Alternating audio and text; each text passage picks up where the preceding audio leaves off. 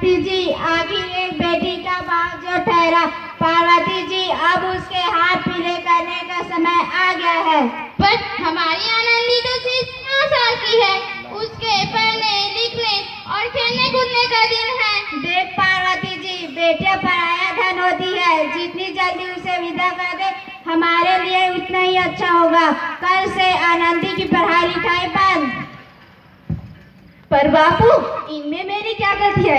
आप मुझे पढ़ाई करने क्यों नहीं देते? तेरी गलती है कि तू एक लड़की है, अगर लड़का होता तो क्या बापू, लड़का होती तो क्या? देख छोरी, ज्यादा जबान मत लड़ा, नहीं तो जबान खींचकर बाहर निकाल दूंगा। बापू, मैं पढ़ लिख कर कुछ बनना चाहती हूँ, मेरी पढ़ाई ना रोको बापू, ना रोको। आनंदी, तुझे पढ़ना है तो सारी उम्र बाप की छाती पर यूं बोझ बनकर ना बैठ। पर बापू, अभी तो मेरी उम्र पढ़ने लिखने की है, मुझे पढ़ लिख कर डॉक्टर बनना है। पढ़ाई पढ़ाई पढ़ाई, आज तो किताबों का काम तमाम करके ही छोड़ूंगा। हटा छोरी। नहीं बापू नहीं, मत फाड़ो बापू, मत फाड़ो। ये तुमने क्या कर दिया बापू? तुमने मेरी किताबों को नहीं फाड़ा, बल्कि मेरी किस्मत फाड़ दी, किस्मत। ये काव्य सिर्फ छोरों के हाथ में अच्छी लगती है, लड़कियों के हाथ में तो सिर्फ मेहंदी अच्छी लगती है, मेहंदी। तो क्या बापू, लड़की हो तो क्या हुआ? लड़का और लड़की हमारे दोनों आंखों की तो समान होती है ना। चुप कर आनंदी, मेरा एहसान मान कि तू अभी तक जिंदा है, नहीं तो ही बचपन में गला दबाकर मार दिया होता तो तेरी बब्बर सुनी नहीं पड़ती आज। पर बापू, मुझे चूल्हा फूकना अच्छा ना लगे। देख छोरी, जितना जल्दी हो सके तू चूल्हा जलाना सीख ले, तेरे लिए उतना ही अच्छा होगा। तेरा ब्याह होगा कल के कल। अबला जीवन है तुम्हारी, यही कहानी। आंचल में दूध है और आंखों में पानी। मुझे माफ कर दे बेटी, तेरे बापू के सामने मेरा एक दिन न चली, मुझे माफ कर दे बेटी।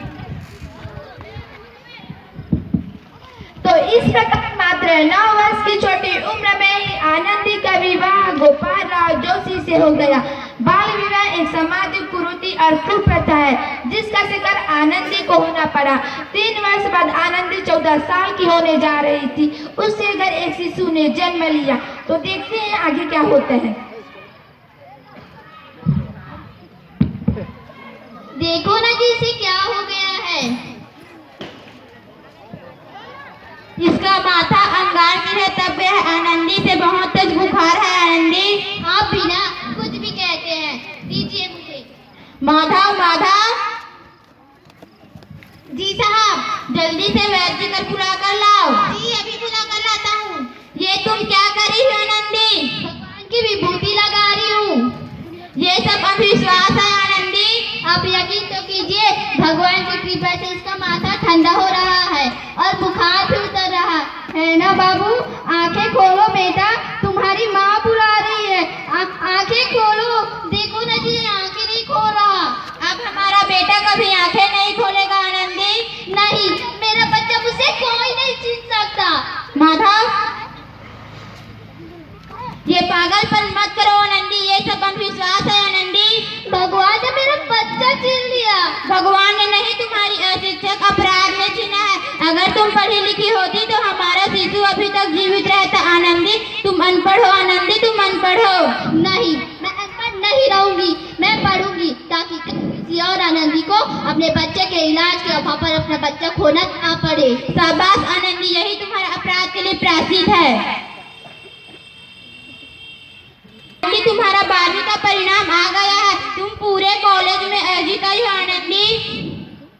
तुम्हारी मेहनत लगी है आनंदी, ये तुम्हें शिक्षावृत्ति मिली है आनंदी। ये लो तुम्हारी अमेरिका जाने की टिकट। क्या मुझे शिक्षावृत्ति मिल गई? मैं अमेरिका जाने वाली हूँ, पर इस तरह अकेले नहीं कर पाऊंगी। अपने आप को इतना कमजोर मत समझो आनंदी, फिर पढ़ने लिखने का फायदा था। तुम गवार हो आनंदी, तुम गवार हो।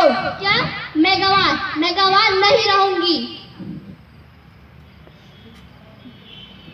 1883 को आनंदी अमेरिका के पेंसिल्वेनिया के लिए रवाना हुई। वहाँ उसने 3 साल डॉक्टर मेडिसन की उपाधि प्राप्त कर ली। इधर आनंदी की पिता की तबीयत खराब हो रही थी। तो देखते हैं आगे क्या होता है। लगता है अब मेरे जाने का समय आ गया है, अब मैं नहीं बचूंगा। ऐसा मत बोलिए, शहर के सिटी हॉस्पिटल में अमेरिका से डिग्री लेकर कोई बड़ा डॉक्टर आया है। कहीं कम दिल को तसल्ली मिल ही जाएगी। चलो चलो जल्दी चलते हैं।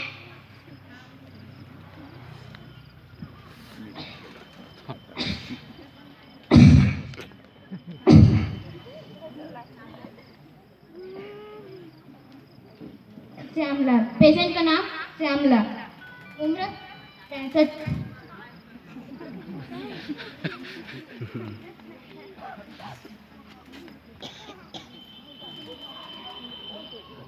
इस मरीज की हालत तो बहुत ही खराब है, कोई चमत्कार ही इसे बचा सकता है। ऐसा मत बोलिए डॉक्टर साहब, कब तक आ सकते हैं? लो आ गई डॉक्टर मैडम। डॉक्टर मैडम जी देखिए ना, इस मरीज की हालत तो बहुत ही खराब है।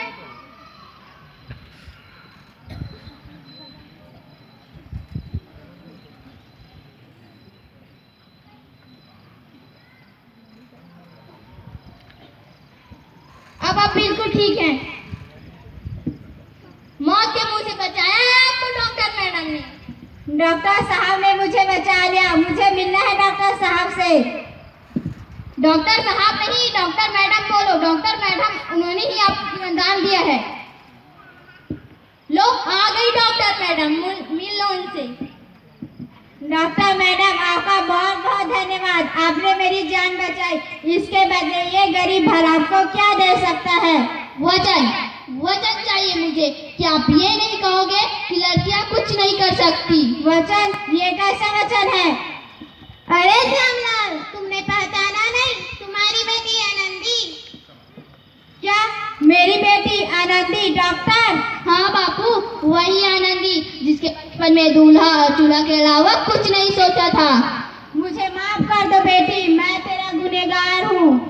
नहीं बापू, वही आनंदी जिसके बचपन में हाथ पी लेकर के उसकी सारी जिंदगी काला कर देना चाहते थे। मुझे माफ कर दो बेटी, मैं तेरा अपराधी हूँ। नहीं बापू, मैंने तेरा एहसान चुकाया है। बचपन में ही तो आपने मुझे ताने सुनाकर जीते जी मार डाला था मुझको।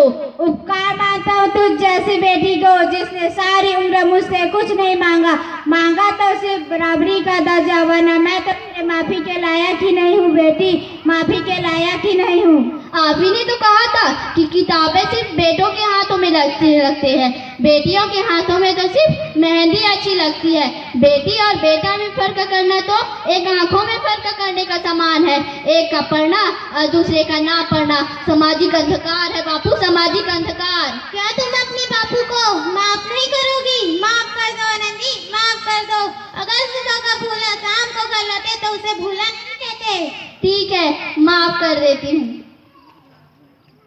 ने अपनी मेहनत और अटूट इरादे के साथ न केवल भारत की प्रथम महिला डॉक्टर बनी, बल्कि उन लड़कों के लिए सुनहरा रास्ता दिखा गई जो जीवन में कुछ करना चाहते हैं। धन्यवाद।